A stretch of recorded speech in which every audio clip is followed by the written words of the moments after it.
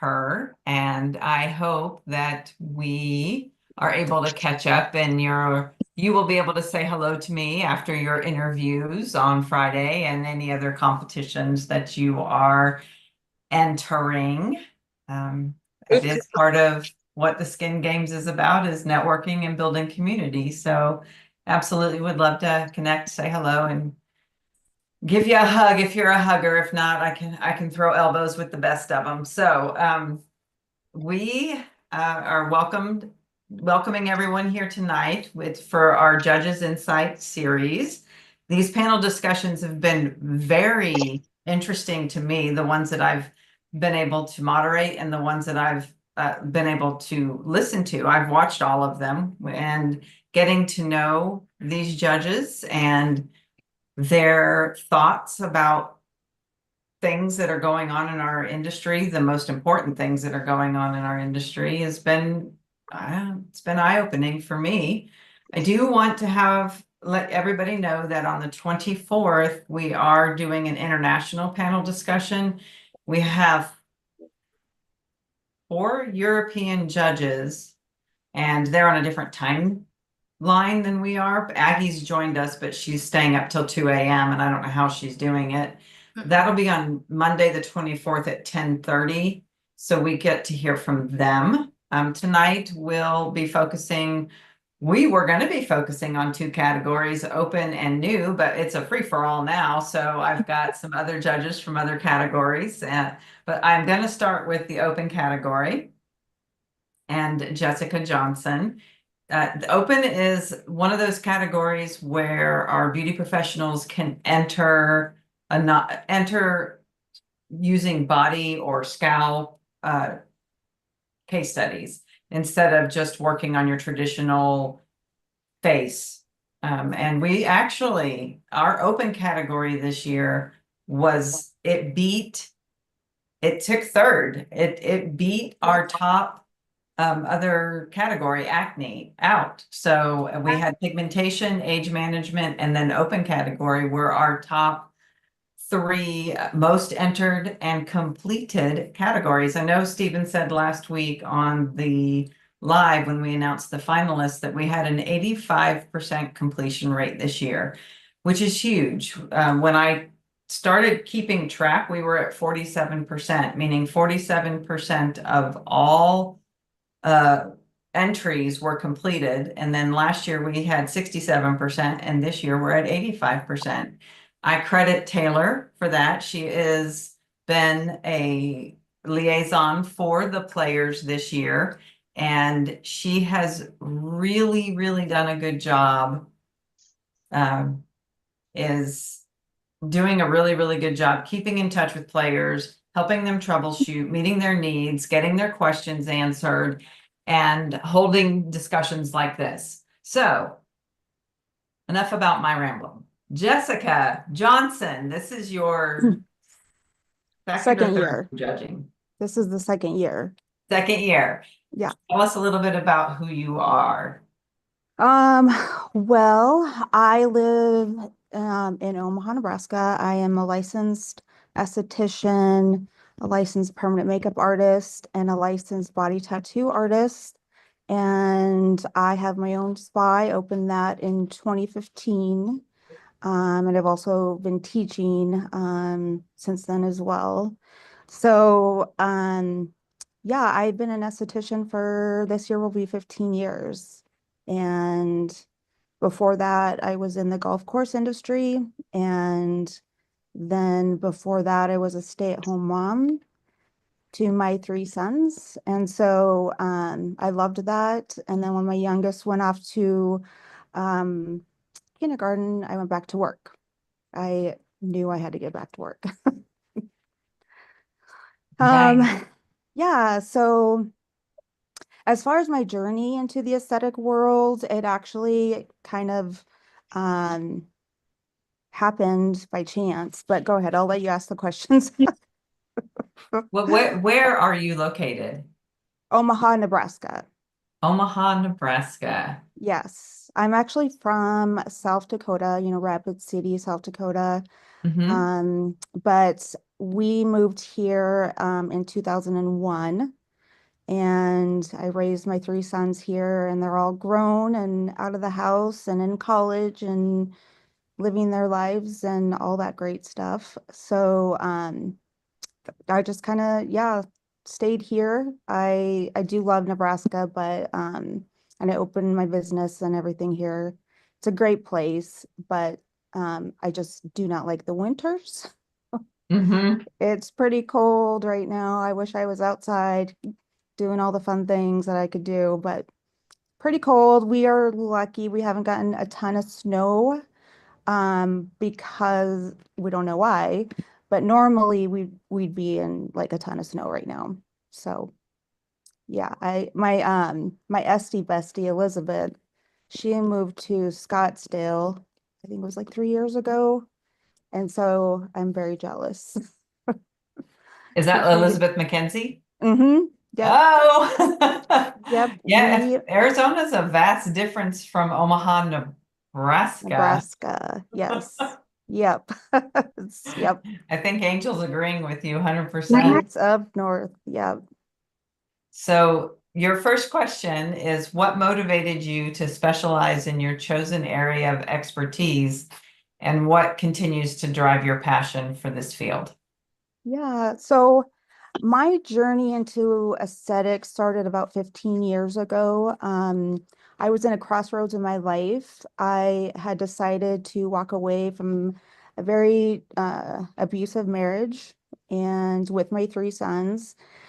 And it wasn't like I had planned that, but I just was like I could not do anymore. And he was also a golf pro, or he was a golf pro, and I was running his business and his passion and putting everything into it. And it was not good. I was living and running someone else's dream and passion and in a very bad marriage. And so I decided I had to leave the marriage with my three sons. And then, so walked away from everything. I knew that if I stayed, I wouldn't be living my dream. If I, it was hard. It was hard because it's hard to get out of a relationship when they don't want you to leave. And, but I did it. Um, 5 months later, I actually stumbled upon aesthetic school and I took a tour, and instantly I just felt like I was in my place and in my element. And so they told me that they had one spot left, which started the following week. Otherwise, I'd have to wait another 6 months when this next class was. And I already knew then that I immediately fell in love with aesthetics from then on. So I signed up right then and there, and I was in class the following week, and I didn't realize I was actually stepping into my true calling, which was the aesthetic industry. So I fell in love with it. And then my sons actually were teenagers at the time and started to develop pretty severe acne. And so they were actually my first clients. And so I would come in, have them come in while I was at school, and I would work on their skin, and I would literally see transformations happening instantly and how confident they were becoming. And I just was like, this is my love. This is everything. This is the confidence that it gives other people to feel comfortable in their own skin, is something I didn't realize that is a big issue for a lot of people with acne. But I just, as a mother, you're just like, oh my gosh, I just wanted to do everything I could to help them. And that's another part of how my journey, I just kept falling in love with the aesthetics more and more and more. And 15 years later, here I am. I've supported my sons, and my family on aesthetics and starting from scratch. That I'm kind of a little speechless. That was a huge share, and Thank you. that's brave. Thank That's you. brave. Yeah, I'm normally a little bit quieter, but I hired a marketing team last year that's trying to get me to realize that it's okay to share your story, you know, even if it's not fun to talk about. I mean, sharing your story is your brand also. It is. And I've done a lot of healing, a lot of therapy, and spent a lot of time finding myself, and aesthetics has saved my life in so many more ways than just one. I know. I think with estheticians, it becomes part of your DNA and it It courses through does. your veins in a way that it's challenging and difficult to put into words, but you're healing more than just people's skin, I think, and it sounds like aesthetics healed your soul Oh, it even. did. I found myself. I figured out, I mean, at that time, I'd been married for 15 years, and it was all about taking care of my husband and my kids, of course, they were first. And I just was completely lost myself. And especially when you're in a really bad relationship and you can't even think for yourself, it really, like, it was just like a huge weight was lifted once I discovered aesthetics and I was in school and I was learning everything, and it's amazing. Like, it definitely saved, my kids. They saw me go through so much and where I am now from where I was, 15 years ago, and completely life changing. It is. And you don't know who this is going to resonate with, who may be in the Right. same position you were in, Yep. and there's a Absolutely. way, there's a Yep. path. Mm-hmm. There's Oh, always a way. girl. If there's a will, there's a way. If I can do it, anyone can, because once I knew that I was going to be starting over, I had to start from scratch. Meaning my husband took everything. One of those type of guys that took everything. We were in the court system for 4 years. And so everything was tied up in that. So I started my business all by myself when I started. I worked for doctors for about 4 years, then decided to go on my own and open my own business in 2015. So, Nice. yeah. Homage, yay. Give her, yes, thumbs up, you guys. Show her Thank some you. love. Thank you. Love, love, love. Okay. What advice would you give to estheticians looking to grow their careers and establish themselves as experts? The skin games is part of that, but Right. Skin Games is definitely part of that. I mean, the beauty industry is I mean, you have to be very resilient and very passionate and have your purpose established, obviously. Once you have that, you really have to follow your intuition. Like, I can tell you so many times where I didn't follow my intuition and just life in general and ended up regretting it. So I always like to tell my students or anyone that I'm mentoring that you really have to trust your gut because it's there to protect you. So if your intuition is telling you maybe this is something isn't right, then I would definitely listen to your intuition. For my room. And then consistency is the key. Unfortunately, success doesn't happen overnight, but if you show up and put in the work and stay committed to growth, and the opportunities will come. So consistency is a big part of you know us being an esthetician is you have to continually um, invest in your education as well. Mhm. I mean, I've learned new things every single year for the last 15 years. And I mean, I feel like knowledge is power. So, learning a new skill that you want to learn, something that adding in one new service could bring in, 10,000 extra dollars a year for you. So always invest in your education.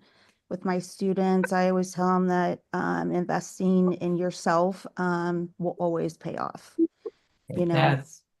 It does. yeah. I share that similar philosophy. I think that's kind of, I believe energetically you attract who you are to you. Mm-hmm. Mm-hmm. And that's one of the things when I got my license, I said, I'm going to learn something new every single year. Some of it was really great stuff. Some of it Yeah. was, okay, all Same. right. Same.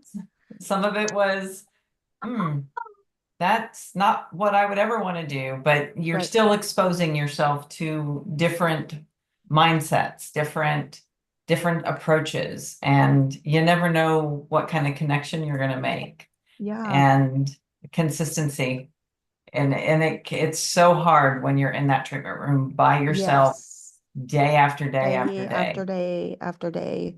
Mhm. Yes, I definitely feel that also sharing your story with your clients. I mean, obviously in a professional way, but clients really do want to connect with their estheticians on a little bit more of a personal level.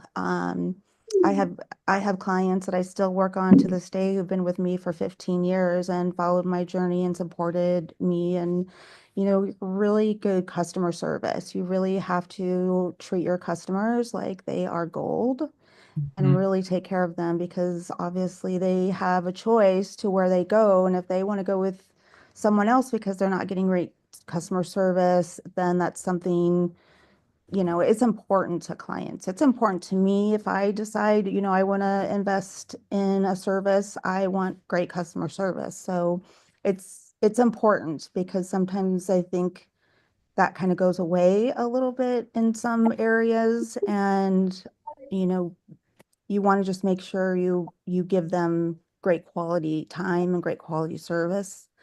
And just share be authentic, share your journey, and just, enjoy it, enjoy it. I love it.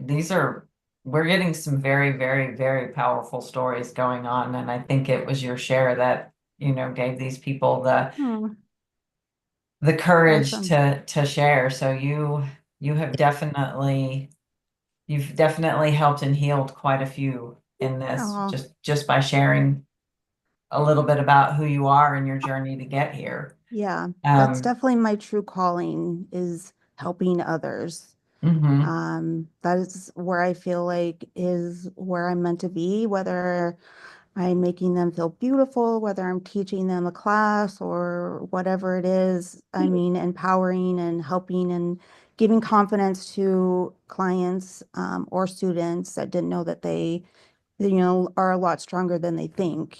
And, it's just giving back just makes me feel like it's my purpose and my calling and what I love to do.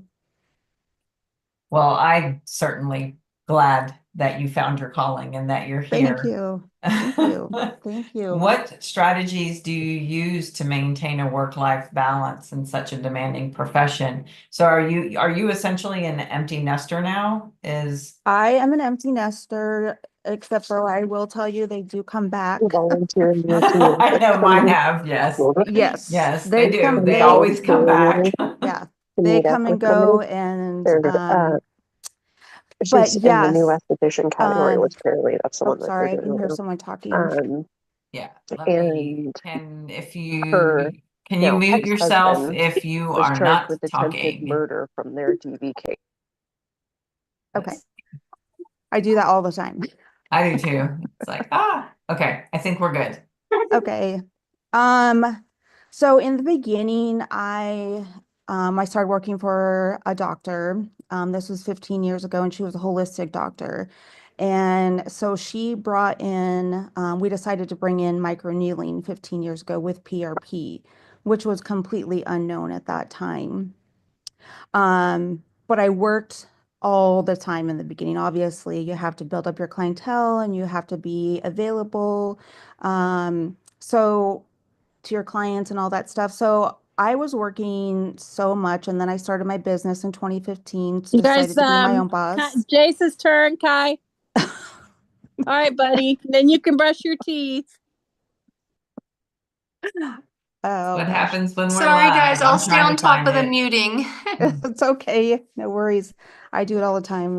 It's pretty normal. So I had started running my business, opened it from scratch, and I was working all the time and all the time and all the time, which obviously we have to in the beginning, until 2020 hit and my business got shut down for almost 3 months in Nebraska. Estheticians could not perform services for almost 3 months. And so for me, that was a good thing because it slowed me down. Obviously, I didn't have any clients that I could work on. And I started to realize, oh my gosh, like, is this really happening? It's like COVID and a pandemic is happening, and it was just the weirdest thing. But then I started to realize, you know what, maybe I need to enjoy life a little bit more and enjoy the little things. So I started gardening, which I'd never had done that before. I had tried and failed a couple different times and just realized that gardening and flowers and all of that stuff was not for me, until then. And I literally love planting and gardening and growing my own herbs and all of that. So that's when I really realized, okay, I am working so much, and thanks, one silver lining to COVID is that I'm now have some time to myself. I was already an empty nester at that time, and so I had no kids in the house. And I learned how to cook in different types of ways because I love cooking. Um, and that's where I truly understood that you really have to have a good work-life balance, because I was I've been burnt out so many times in my career, and it's not fun, and you get to the point where you don't want to work on clients and you don't want to, and you're not enjoying it. So when it's spring and summer and fall here, I go, as soon as I get home, I go outside and I just piddle around in my garden. It is so therapeutic to me, and I absolutely like love it. And so, those are some of the things that I do, but obviously, you want to set boundaries when you have to, weigh out your work-life balance and prioritize what's more important and what's not as important. Creating a big support system, which is great. I used to not delegate until I hired a marketing team, until I hired a virtual assistant.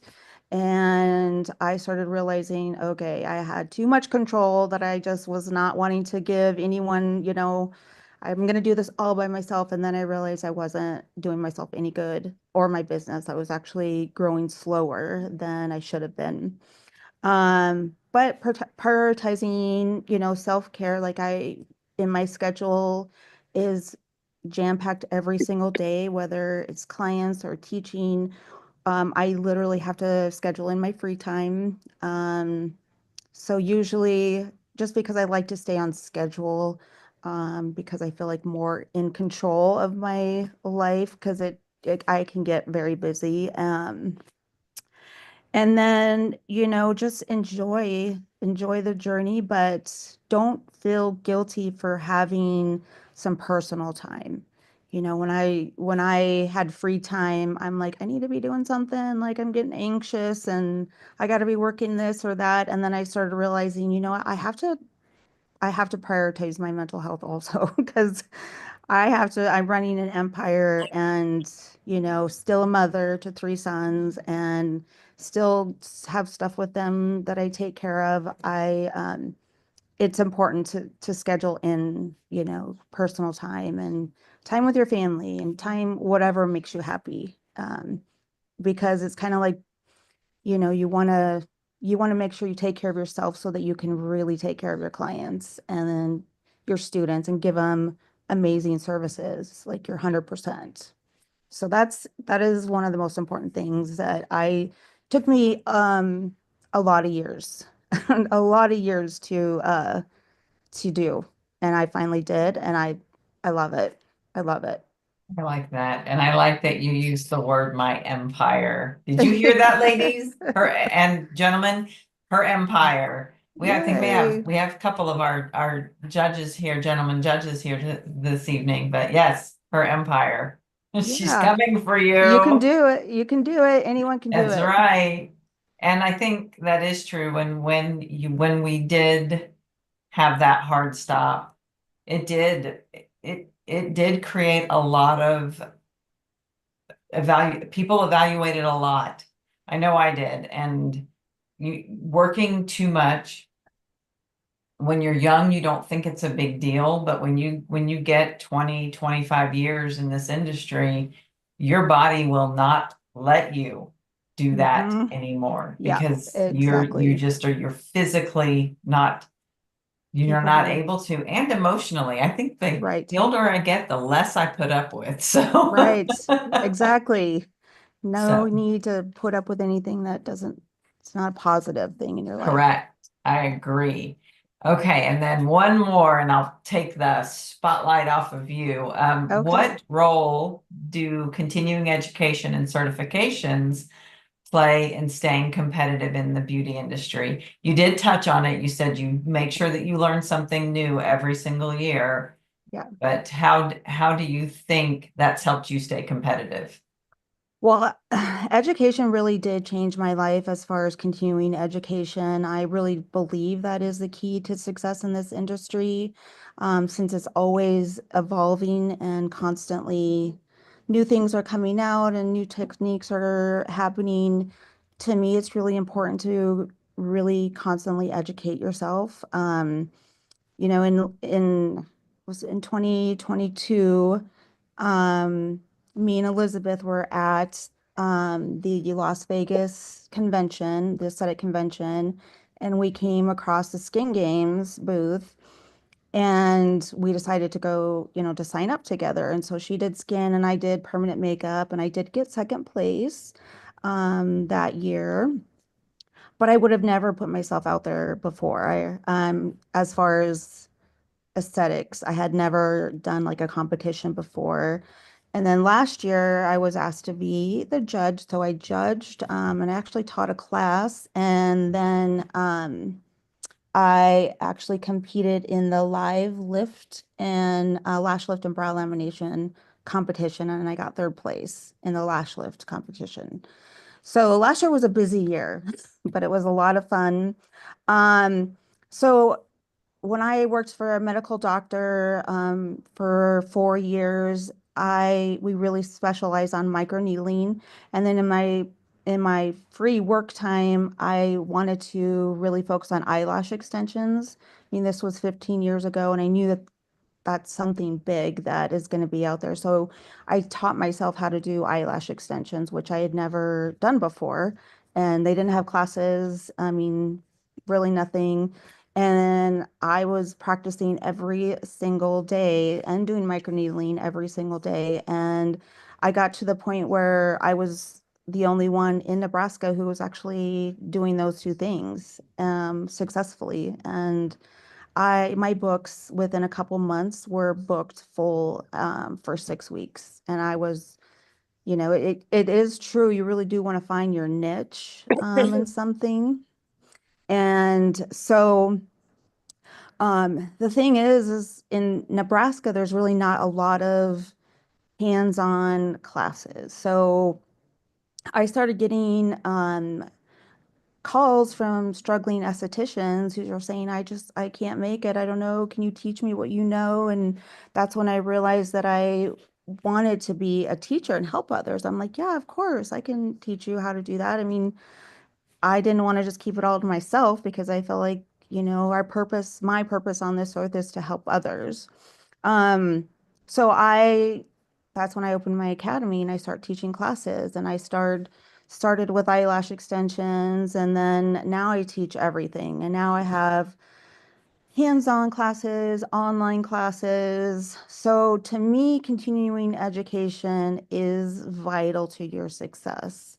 I've seen my students who decided to add in dermaplaning into their service menu, and now they're 3 or 4 years later, they're like, "That's my biggest service," whatever it is, and then they have so much confidence, and they're making more money, and they're just not sitting around wondering why they're not, successful. They're, want to make it happen. So continuing education, whether it's online or hands-on, you should always be focused on, you know, seeing what's out there and being the best possible esthetician that you can be. And knowledge is power. It is very powerful.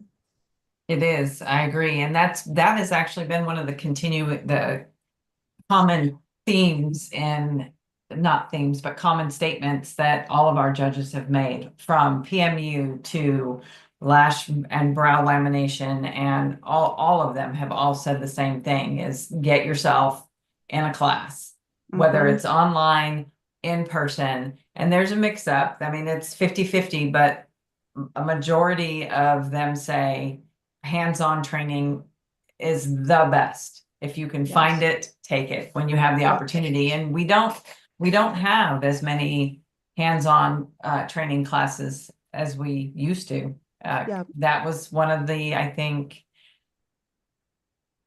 casualties of COVID, was that we lost a lot of our in-person education opportunities. So Yes, we take them did. when you can get them. Absolutely. Yeah. Well, I appreciate your share, your story, you. your time. Absolutely. I'm And happy to just, I'm help. looking forward to seeing you again at the Skin Games in Yeah. 3 weeks. It's I crazy. know, It's 3 weeks just here. And if you haven't already. gotten your hotel room, you better, because they're gonna sell out. Yeah, And definitely get your I hotel now room. have the honor of introducing the Angel Flenner. She has been one of my, oh, Taylor just said the hotel rooms have sold out and I can't get any more. So I don't know what we do about that, but there may be, at least for the block rate. So maybe you can call the hotel and beg them for a hotel room. Angel, Yes, you ma'am. were a player, Mm-hmm. and you have been an educator and are an educator, and you're an esthetician, and you're in Arizona. Mm-hmm. And I'm going to just ask you to briefly introduce yourself. And then I'm going to throw a question at you that you have no idea what I'm going to ask you. So, Oh my gosh. Okay. I'm Angel Flenner. Hi, everybody. Here in Arizona, I'm known as the skin coach. I've been an esthetician. Yeah, that word we all love and know, for just about 20 years this year. And I was very blessed to compete in the skin games the past 2 years. I was the first place winner for the Open Medical last year. And I've placed, and I'm just listening to everybody's, or to Jessica's responses. And one thing I would like to add for those of you that are listening, you guys, sometimes when you go to these shows, you start to see the reinvention of the wheel. So do your niche, know what you want to do. Um, Outside of that, I'm a mom of four. I have two beautiful grandkids and just love this industry. I was born and raised in Philadelphia. Go Birds! And everything just draws me back into this industry, from laser to medical to, just don't forget there's other things out there beside what's in your treatment space. And make lots of friends because they're out there to be made. yes, agreed. Well, that you just kind of, I don't even know, you walked right into this one. So with so Oh, many treatments available, yes. what is your advice for estheticians trying to create their own signature service? What I would do definitely is put on your business hat. There are plenty of community colleges out there that can teach you what's in your demographic, because you don't want to go and invest in all of the education, in all of the tools, and all of the product, and then turn around and say 6 months out, what did I invest for? So with me right now, I am making a pivot to going from doing microneedling. I've been doing microneedling now for as long as Jessica has, about 15 years. And now I want to go into nano needling. So today I did my very first training for a company called EpiStep. And I am using it with a company called Neogenesis, which is one of our sponsors at the Skin Games. And what a difference I saw in a client's skincare today. So I hope I'm not rambling, but cherry pick, know where you want to go. And don't forget that if you see something that's international, do your homework about it, because in my mind, the international people, they have a whole lot more, shall I say, in-depth education when it comes to things. And by being a judge and reading some of those case studies that are in my categories, just wow, those things aren't even in the United States. They're not even part of some of the curriculums that I taught. So do your homework. I know it's kind of cliche, but do your homework. You might find something that you thought you wanted to do and you pivot the other way. That is true. And there needs to be market demand in your area for what you want to bring in and create. And I think that comes from, reaching out to your client base and finding out what they want and what they're looking for. And that's how you end up building your base. And that's how you also end up becoming a professional, an expert in your market. Okay. Have you seen an unconventional skincare approach that completely changed your perspective on treating skin? And if so, what was it? Oh, wow. In 20 years, Kelly? Yeah. Well, just the most recent one then. Oh boy, are you ready? The Japanese pigeon poop facial. What? I watch. I heard somebody laugh. That means you heard it too. Um, I I saw I have not it. heard that. I saw it and I was like, okay, maybe brightening and lightening, but who knows what their birds in Japan do, because they don't use hydroquinone there. So maybe there's some sort of ancient secret over there. But then here comes the American hat back on my head that says, oh my gosh, the just grossness of it. But think about it. Maybe they're using it as enzyme. Maybe they're using it in some other ways that we don't know. So instead of doing one of these things like, oh my gosh, and then gossiping about it with my sister Estes on a local board, I'm gonna do some homework on it. Now, did I say I'm gonna do it? No, but I'm gonna do my homework on it, because I know I'm gonna have somebody come up to me and say, hey, Angel, I'm glad to see you at the Skin Games. What do you think of the Japanese pigeon poop facial? And I won't know nothing, so I got to do my homework on it. So have you done your homework on it?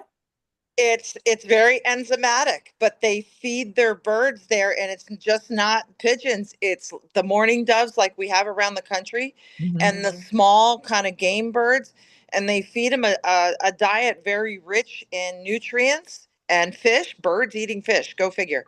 And I want to see the case studies, though. I haven't been able to see the case studies, but that's my next thing to see. That is See? okay. All right. So, how do you stay ahead of industry trends while ensuring that new techniques or products are truly beneficial to clients? You guys get out to your shows. As Kelly had said earlier, there's not a lot of hands-on classes anymore. I'm very blessed to have worked for one company. I'm currently an ambassador for two other companies.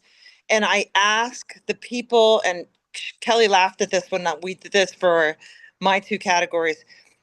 Don't think that you're fangirling or fanboying. Get out, ask people questions, even if it's a director of a company, if it's a science that's or scientist that's formulating products for the company. Get out and put your hand out. Hi, I'm Angel Fenner. I have this question, and what's coming down the pipeline?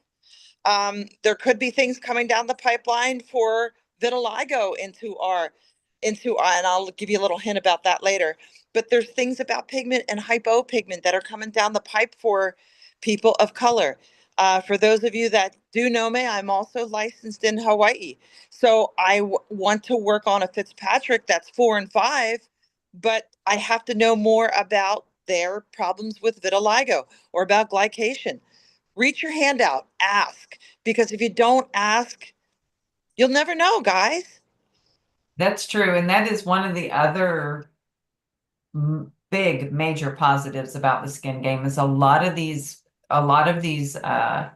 a lot of our sponsors, the owners come and you get firsthand access you get direct access to the formulators, the owners of these skincare companies that you just don't get at the larger shows. It's huge. But seriously, put your hand out. We don't bite. Those of us that have been in this since Christ walked the earth, um, put your hand out. Come up to me. Talk to me. People that I met last year, they're like, "Oh, you're Angel Flanner," and I'm like, "Yeah."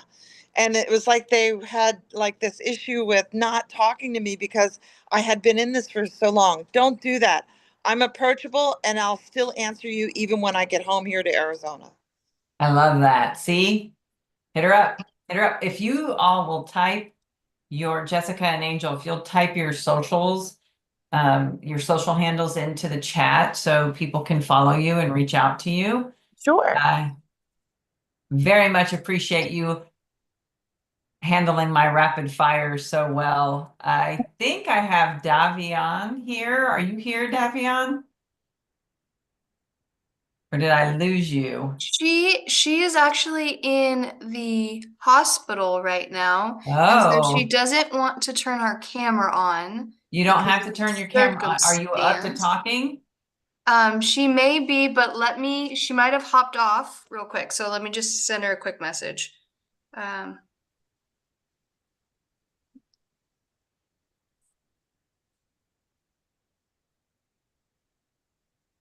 Sophia Wixon was on here. I may call her. And David, you're still here. I may call you forward and ask you a question. Lynn's here. well, Oh, let's see if the if our attendees have questions in the does categories. anybody have any questions for Jessica or the Angel Flenner, the skin coach? Davion's here. Hold on. Let me. Okay.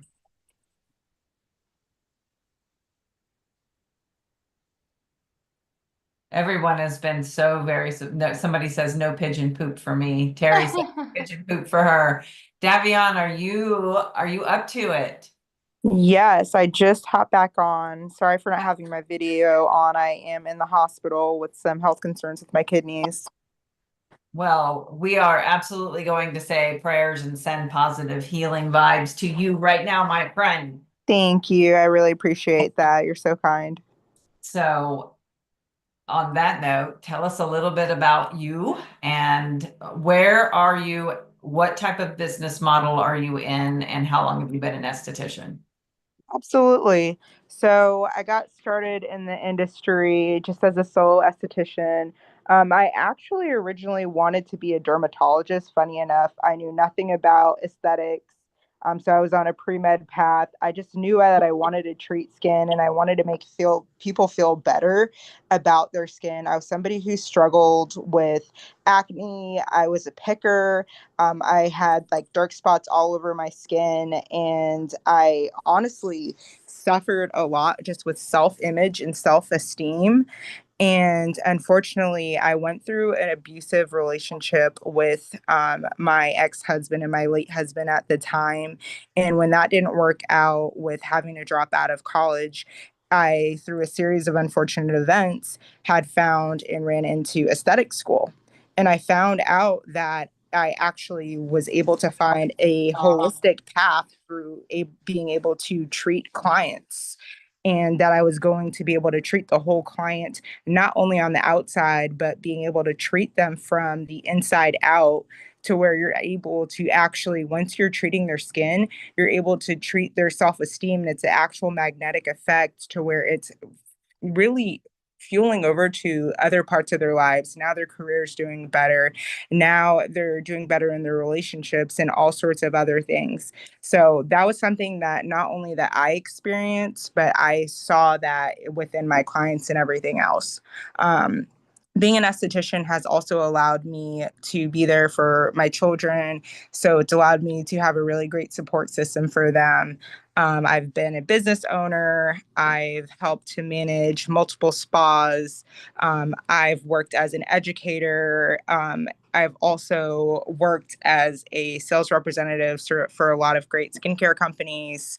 I'm now a director of education for sorry, I've been sick for the skin games. I've done a lot of fun things as well as like public speaking all over the world. It's granted me a lot of amazing opportunities, and I'm really thankful. Well, we are absolutely thankful for your expertise, your time, and your dedication. Not very many people would be talking on a Zoom from a hospital bed at Yeah, all.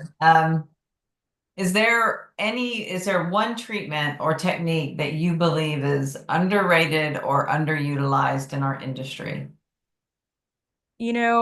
I would have to say one of my favorites, and it's going to be so cliche, is always to me going to be chemical peels. But with that being said, it's going to be where you really have to match the appropriate acids to the skin with a synergistic blend. So a lot of people don't actually look into what the appropriate acid is for the skin, and they're just going to those go-to acids. And there's so many more acids that are coming out like by the day, and they're not really consulting and looking at what is best for the individual. I think that's part of what the Skin Games brings out in players and then with judges. You start thinking about more than just a basic protocol or what you've been using, just commonly over and over and over again. It becomes habit. I don't know. I get bored pretty easily, so I have to constantly look and try to find ways to keep me interested in what I'm doing. Because if I'm getting bored, then that means my clients may be getting bored. But I agree with you. I am absolutely a chemical peel fan. Yeah, But or however, and in addition to, it does the acid has to match the skin type, Fitzpatrick scale, and condition. and condition. Yes, and it doesn't have to blast the face off. No, not at all. And you have to repair in between. You definitely have to do that barrier repair, and you have to make sure their skin is conditioned prior to. So Yes, there's some yes, especially if you're working on any sort of variances in Fitzpatrick's. for sure. And okay, and let's see, where do you see the future of customized skincare going, and how can estheticians stay ahead of the curve? So, first things first, definitely getting away from those cookie cutter approaches. I feel like so many of us estheticians get boxed in and also brainwashed into just using a singular brand or just using our core brands because, I mean, that's what we're taught to do. Or maybe we're budget conscious and we're, sticking with the things that we can either afford or that we know. Sometimes it's easier with the devil that you know. And, we just get so used to adapting to, those protocols. And we only, vary it with, oh, I'm going to use a different cleanser, or I'm going to swap out the exfoliant, or maybe I'll use a dermaplaning instead of a microderm, or this or that and the other. And we have to really get comfortable swapping out those different steps, kind of like you would with, a cooking if you were gonna switch that out. So we really really need to get comfortable, and with doing that it goes to knowing the skin and knowing how the skin's going to react. And it's not just knowing the skin on the surface, we need to know the skin's underlying functions, and we really have to start understanding that from a biological perspective. Yes. Wow. And that's part of the reason that I love this industry too, is because it's not just a service-oriented industry. You have science, you have biology, you have psychology, and then you have touch. So you have connection on all those different levels. And it's a constant, it's constantly solving people's problems, meeting their needs, meeting them where they are, educating them, and then being able to formulate and create a treatment plan based on their needs, their wants, and realistically on the biology and the makeup of their skin. and being able to be realistic with them is one of the first steps in understanding the skin. And that was a Absolutely. very long ramble, but Very true, though. we do have some questions, and Jessica and Davion, if you all don't mind hopping in to answer these. Sure. Kathy asked, any advice on finding your niche, picking what skill to master, and or mastering a certain service? So any ideas on how did you find your niche, and then how did you pick what skill that you ended up mastering? Was it a service? Was it a technique? Go ahead. Okay, so I started out doing microneedling, and microneedling wasn't even it was just the beginning in Nebraska. And at the point, because when I graduated from school, I knew that I wanted to work in the medical spa area. So that was my first step once I graduated, whether I was going to go on my own or work for a salon or work for a med spa. And I decided I wanted to work in a med spa because I wanted to learn from a doctor. I wanted to also learn more about internal health and things like that that could help clients. So that's kind of where my micro needling journey started. And then I I I've always loved eyelash extensions. Always been obsessed with my eyelashes because they've always been thin and fine. And so I just have always gotten that exciting gut feeling when I think about things that I know I should be pursuing or doing. So I really spent a lot of time practicing and teaching myself eyelash extensions. But obviously, you really have to have like that intuition feeling again, where you're like, okay, this is something I feel really good about, and I really want to learn a lot about it. That would be, kind of my, um, is maybe find something that someone is not doing in your area that might be successful that you're not sure about. Obviously, doing a lot of research and what you can charge in your demographic is also important as well. But trying to find something that is not everywhere in every corner at that time. So that would be my advice. Daviana, are you still here? Do you have anything you Yep. want to add to that? I don't know if, yeah, you are still here. Do Yeah. you have anything you want to So add to that? sure, to add on to what Jessica's saying, I mean, definitely something that sets you apart from your competition. I mean, one thing about that is, of course, I've definitely struggled with this. I'll start something and then it's like you're starting a trend in your area, then everybody's copycatting you. I'm sure we've all experienced that.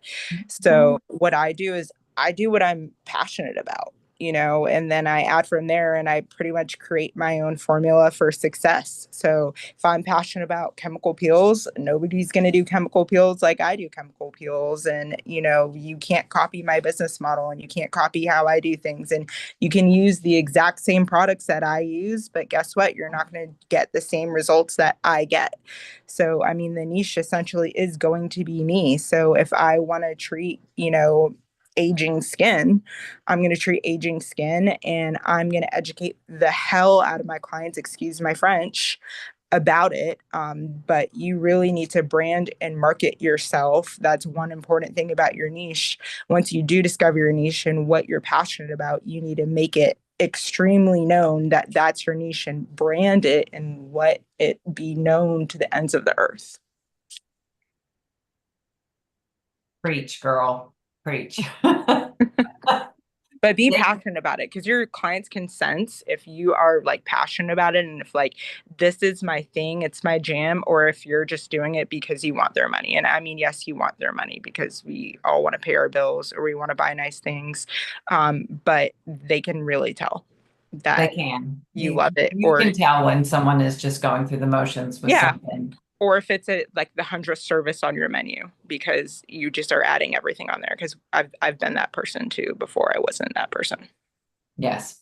Yeah, you can do a lot of things, and it's kind of like throwing spaghetti against the wall just to see what will stick. And that it doesn't work that way. It's And not. I think David has really great advice. He says there's so many great options. He suggests that you start I would start by the skin condition you most want to treat and then do a little bit of web research. That way, I think he was answering Sarah's question about how do you recommend finding training on chemical peels outside of the brand that you work with. I think that is true. Look up the skin condition that you do want to treat or that you see the most of, because a lot of times you may end up finding out that you end up having a large demographic that comes to you, and it's not something at all that you would ever expect to treat. 30% of my client base is a Fitzpatrick 4 and above.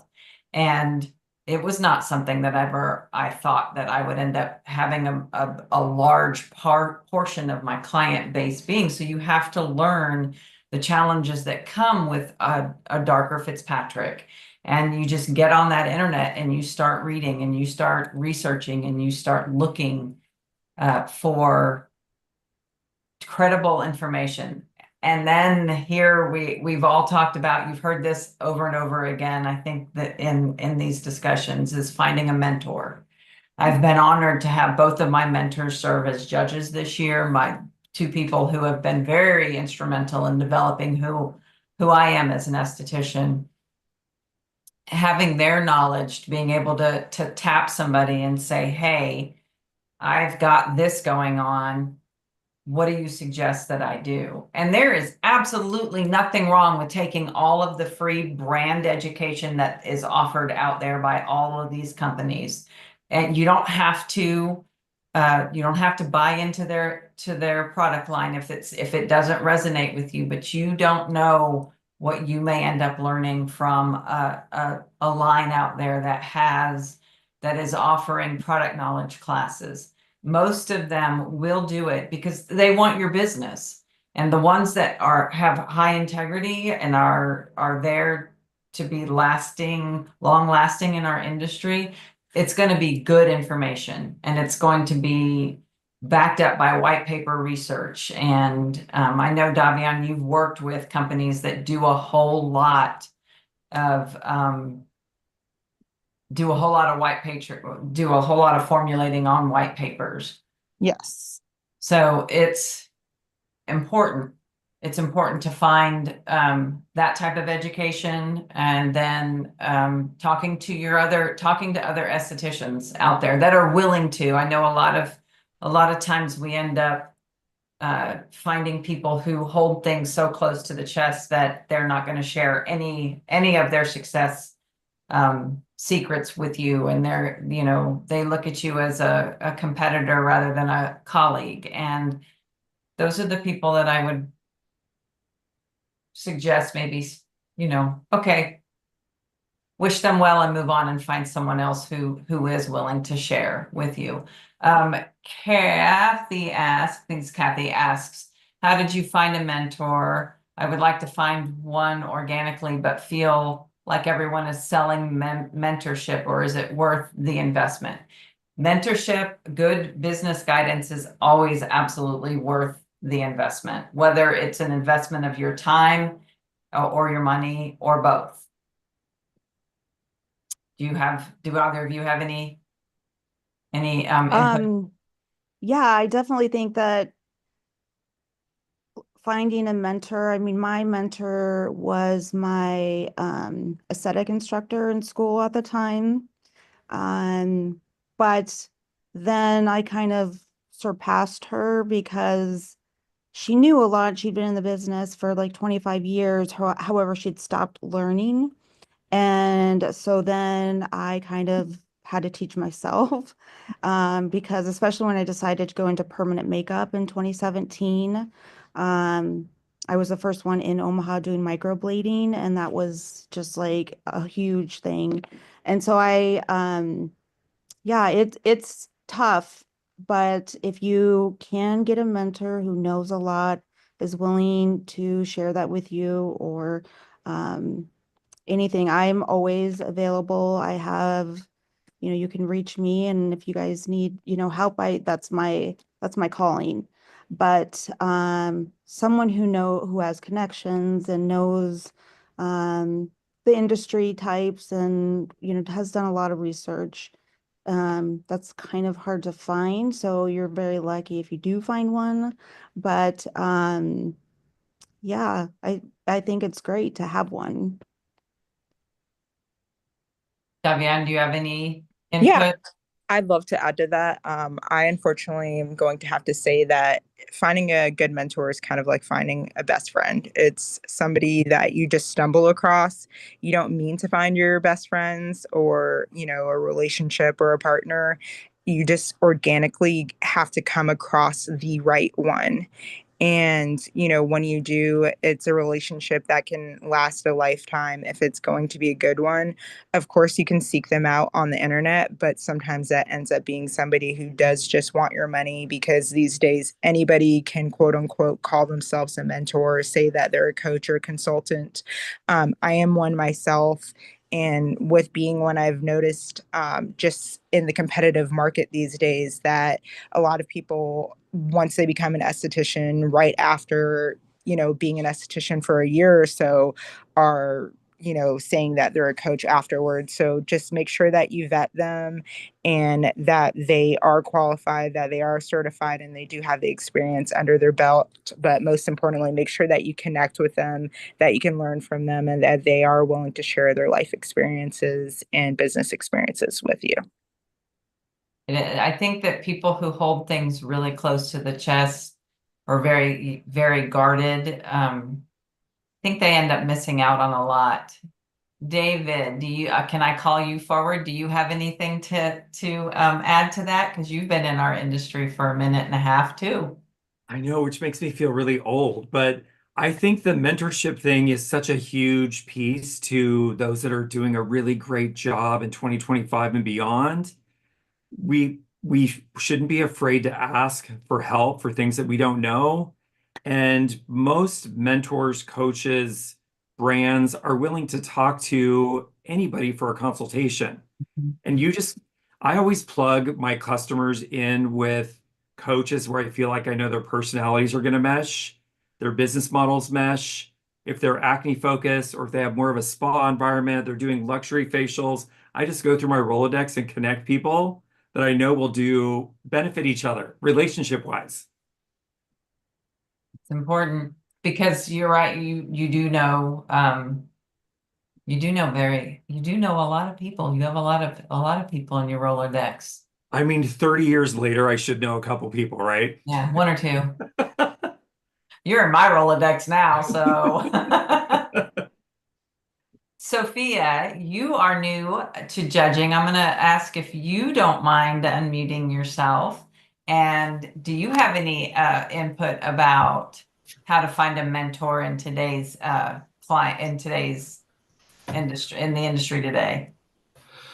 Well, definitely, especially now that we have all these great organizations like the Skin Games, to be able to connect and find people that you can meet and then they're genuine. I mean, this is the most genuine community in the industry I've ever been involved in. I definitely used to go to more events before COVID, and then after COVID, it kind of got weird for a while, and then I just kind of would go to a lot of my events for some of my my equipment and stuff. So I'd learn more tips and tricks about things that I specialize in and stuff, and then would find mentors in there.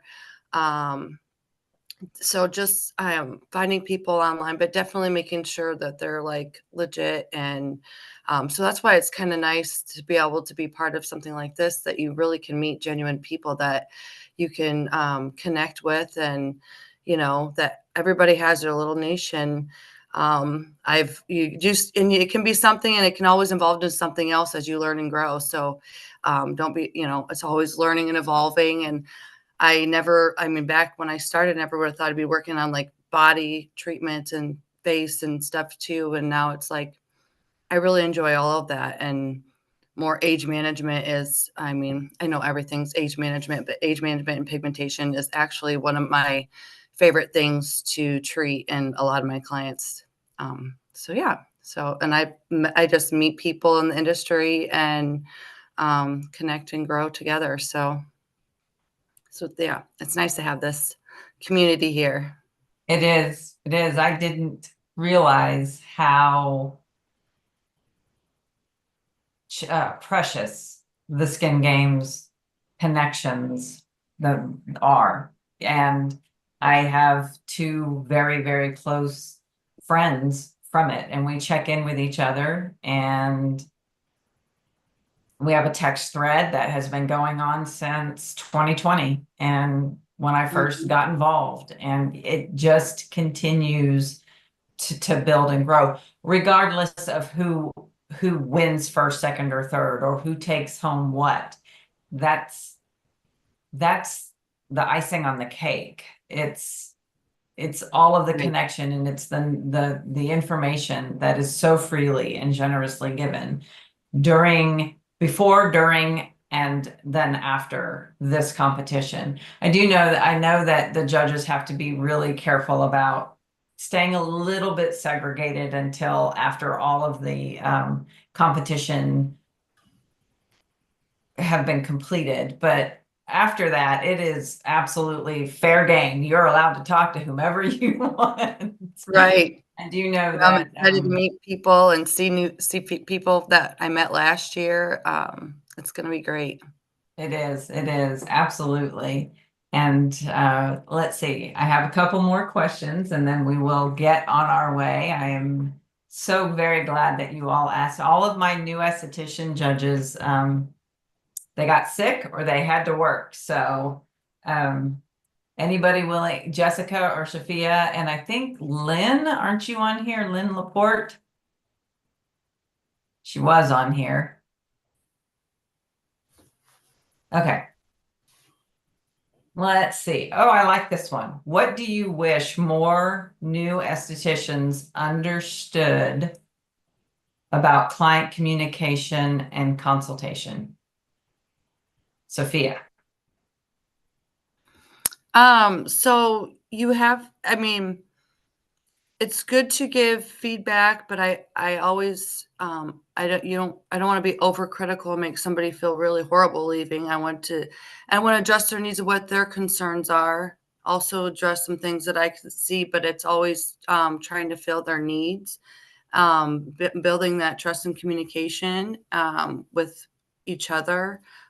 It's really about that. And as you get to know each other, and some people are looking for just like a healthy maintenance, and some people are looking for more treatments and treatment plans. And so it's all about the client's needs and communicating with them and building that relationship. It's really important. It is. It is. I think one of the things I tell my clients when I start meeting with them is we will review every single time. The consultation is an ongoing process. It's not as in depth as it was the very first time that we met, but every service starts with a consultation, and they actually get it in their text message the day before so that I am aware of anything that could be changed or their expectations. So I'm prepared before they even come in. Listening to them is huge. We are fortunate in what we do. We get the gift of other people's time.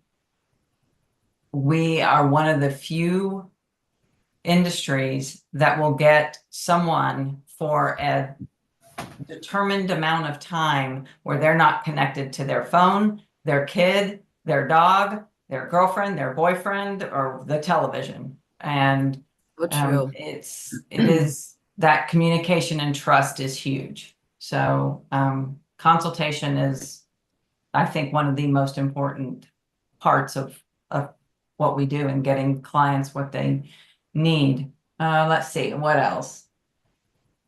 Oh, this is a fun one. What do you think is the biggest misconception about starting a career in aesthetics, and what is the reality? Well, I can answer that. I mean, I think the biggest misconception when you start your own business or even when you just start out being an esthetician, you see how glamorous it looks on social media, but it doesn't happen overnight. Success doesn't happen overnight. However, you really do have to have a passion to run your own business. And if you do decide to be a business owner, because it takes a lot of time and a lot of, there's just a lot to owning your own business, just stress wise. Um, if you're the type of personality that is more of like a leader, you know, you do great at having your own business. But I think a lot of new estheticians think they're just going to come in and start making money right away. And unfortunately, it takes a little time and it takes a little hard work. And you really have to do your research and decide what is the biggest fit for you. Always have a handle on your numbers and your finances and always looking at ahead. You always want to make sure you have money set aside for a, some sort of a emergency or accident, at least always minimum of 3 months, to pay your bills. A lot of estheticians kind of make their money and then put it right back in, but you also want to, save that money so you don't have to stress if we have slow times or if there's, um, like a couple years ago, I had back surgery. I had herniated my disc and I had to have back surgery. And so that kind of set me back for about 6 months. That was tough, but you always want to prepare for whatever could happen. I mean, since 2020, anything can happen. So, so just always have a safety net of finances once you do start bringing in money and um, so that you don't have to stress about, paying your bills from month to month. But yeah, it does take a lot of hard work, but I mean, to me, it's worth it. I mean, I was working so hard to give other people 50% of my money, and that was not, I just, it's not worth it to me. Now, some people it is, and they just would rather work for someone and not have that stress, and that's totally okay too. I mean, everyone has a different personality. Um, but yeah, there's just a lot, and just do your research in every area before you make a big leap. And but then when you do decide to make that big leap, I mean, you have that great feeling about it, and your intuition is just so excited to go that next level, then definitely do it. Um, yeah, so Mhm. that's my advice. Sophia, are you solo? Yes. So what Yes. do you think is the biggest misconception about starting a career in aesthetics? I mean, it definitely does take time. And I also think too, I mean, getting out of the gate of school, you don't necessarily have to feel like you have to go be a solo esthetician right away. Sometimes it's kind of nice to work and get educated, and get a Mhm. little bit of experience. I mean, I've learned so much just from experience of, places I've been, but I've always been an entrepreneur my whole life. So I mean, I've had my photography business before skin business. I mean, so it's just like always something so having my own business was always my main goal eventually. Um, so yeah, so I feel like, but it's wonderful working for yourself, but it definitely wear a lot of hats, and I'm trying to learn more my own self to delegate more of my work because I mean, I just do everything and sometimes it can be overwhelming, but I definitely have gotten better just scheduling things and, trying to put that into my schedule just to get it done. But yeah, it's just a growing thing. You don't become, you know, book solid overnight. Now I'm so book solid. If I wanted to work, I have to say, and I had to learn to say no. That was a huge thing. Mhm. Like, no, Mhm. I'm not, like, I could probably work myself to death if I really wanted to, but I cannot because I mean, I'm so blessed. I love all my clients and I'm so blessed to be where I'm at in my business. And to be able to do all the things that I've been able to bring and learn and do with my clients. It's exceeded what I ever thought, but I'm still you're always learning and doing. So just go with the journey. Education is key. And yeah. Keep going. Yes. All right. Do we have any other questions for our generous judges here? Let's see. Taylor says the Skin Games is a good place to meet mentors. They're usually very kind and collaborative oriented. We are, absolutely. I totally can second that. Kathy's going to maximize the opportunity, and that's what it is. It's an opportunity. Friday's a little crazy, though. I will tell you all that. Friday's just a little bit crazy. So Thursday night, Saturday, Sunday is fun. I think what we'll do is I'm going to ask, I don't know if Fabiana is still here. Yes, she is. So I'm going to have, if you started working for someone else, what made you take the leap towards entrepreneurship? Are you asking me? Either one of you. If you started out working for someone else, what made you take the leap towards entrepreneurship? I can answer. I can answer What that made too. me go solo Go ahead. was I got tired of not being able to meet my clients' needs Same. because the owner would not restock my supplies, or Mhm. customer service wasn't quite what I wanted it to be Mm-hmm. once my Yep. client left my treatment room. Mm-hmm. I was a control freak and I wanted it done a certain way. So that's what Yes. made me do it. Same here. Sure. Yep. Oh my gosh, it's so true. It's so true. You kind of like become your own chef in your own space. And because when I was in a spa environment, it was like you had to do XYZ facial, da da da da da da da. You could put your own little smidge, but it had to be the same thing that everybody else was doing with your own kind of touch, a little bit different, but it had to be the same. And yes, You that's so good, Kelly.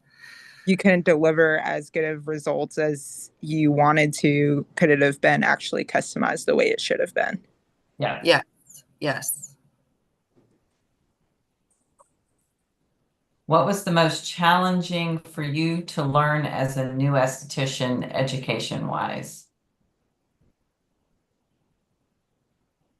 Skin analysis was really, really hard because that just takes time and Yes. many faces. Yes. So yes, that's a good one. I feel experience helps with that over time, though, because I mean, as you troubleshoot and, many faces, going back to that, you learn through the trial and error, and you're just like, oh, this face, whenever I run into this product worked on them, and this treatment worked on them, and this is how this responds. So, Mhm. just kind of figure it out along the way, and you just have to get that experience in. That's also asking for the opportunity to look at and touch as many faces as possible. When you meet people, don't be shy about who you are and what you do and what you have to offer. For sure. Because you Yes. never know who may be looking for an esthetician, and you just happen to be right there saying, hi, my name's Heather and I'm a newer esthetician and I would love the opportunity to take care of your skin.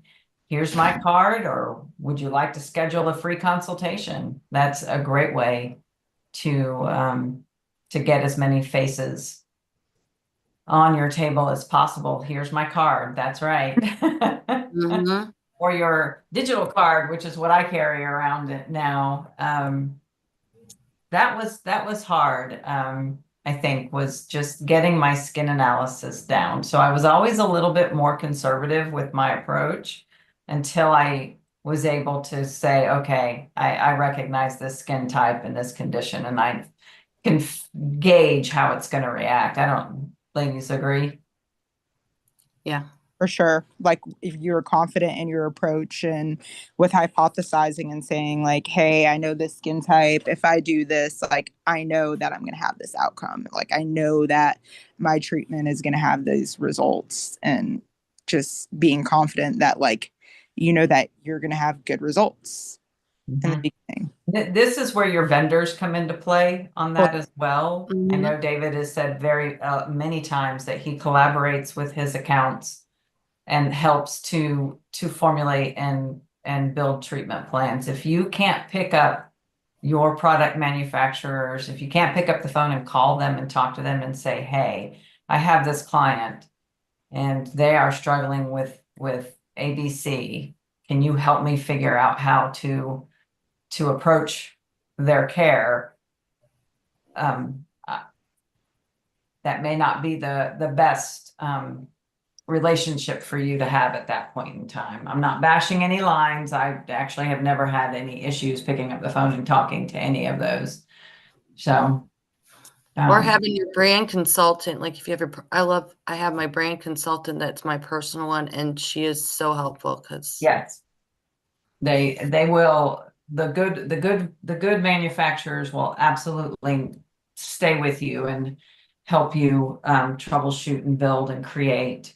Absolutely, because I used to make whole treatment plans for people, home care regimens, you name it, send before and afters for people to be able to use for their marketing. So they will definitely do that for you. I want you to be successful.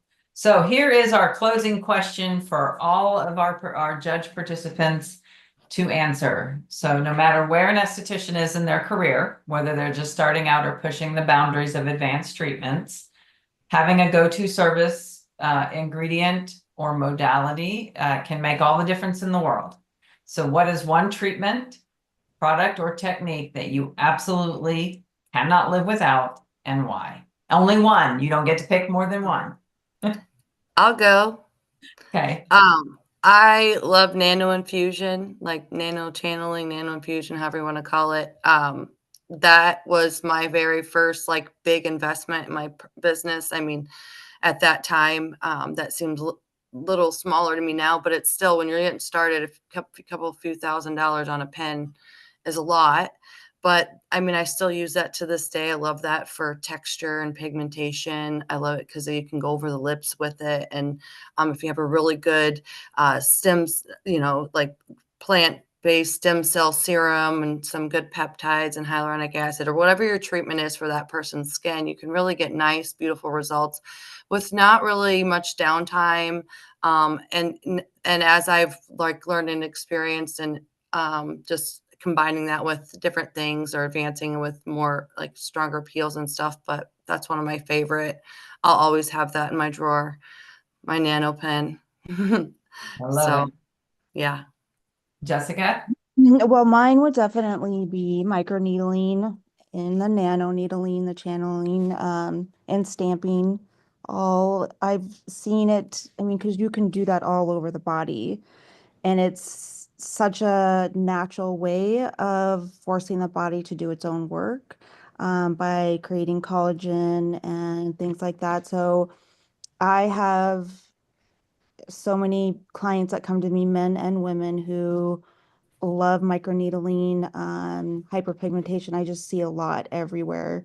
Like I said, all over the body. So for 15 years, I've been doing that. I've seen huge transformations, and it just keeps growing and growing. So I would definitely say that microneedling and nano needling and, all of that is the way to go if you can in your state. Love it. Mhm. Davian? I'm going to have to say hot and cold plasma with fibroblasting. That is about the closest thing you can get to having a magical skin fairy wand. And there is just not much that you can't do with that thing. It just is the craziest transformations. I love showing my clients the things like the before and afters that they can get with it. And a lot of clients just don't want to go under the knife. They don't want to do anything invasive. I try to avoid having to go and get things like Botox and fillers as much as possible. So it allows me to treat them holistically with facials and other rejuvenative things. So that's the most invasive that I'll get. And then it'll allow me to do like a lot of tightening, lifting, and filling. So that's kind of like my booster for their skin. And so it really, really helps a lot, and it makes a tremendous difference within their skin. And then we'll do a lot of barrier repair aside from that and other treatments. So it allows me to just kind of add that extra oomph. I love it. I love it. Okay. David, do you have anything to add to that? Well, I over here sitting with ingredients focused on acne. I don't think you can do acne really, really well if you don't have mandelic acid somewhere in the routine. There's a lot of versions of mandelic acid, and not to get crazy chemistry, but there are chiral versions of acids that don't cause as much inflammation on the skin. So mandelic acid, of course, azelaic acid, all the things, but it's really a family of ingredients, and understanding how the ingredients work with whatever stage you're at with acne that gets you a clear, healthy, microbiome friendly, barrier function. We hear about it all the time, but it's a real thing. And when you're treating acne, I think the number one mistake is people blow the face up too quickly. So slow and steady, slow and steady, slow and steady. You have less things to clean up at the end, less pigmentation, scarring, if you can just slow the process out. But yeah, I think mandelic acid's the white horse. It is. It's one of my favorites. I love mandelic acid. Mhm. Oh, love it. Well, it is 8:29, and I am going to let everyone get on with their evenings. Next week, we have Sarah will be moderating the panel, and we have waxing and sugaring next week. And don't miss that, because hair removal is a big part of our industry, and it's one of those things that we all get to learn a lot about next week. So thank you all for sharing your time and your expertise. And if I missed anybody, we will catch up with you and make sure that we get you highlighted on another panel. Have a great week, and game on. Bye. Game on. Can't wait to see you. Bye.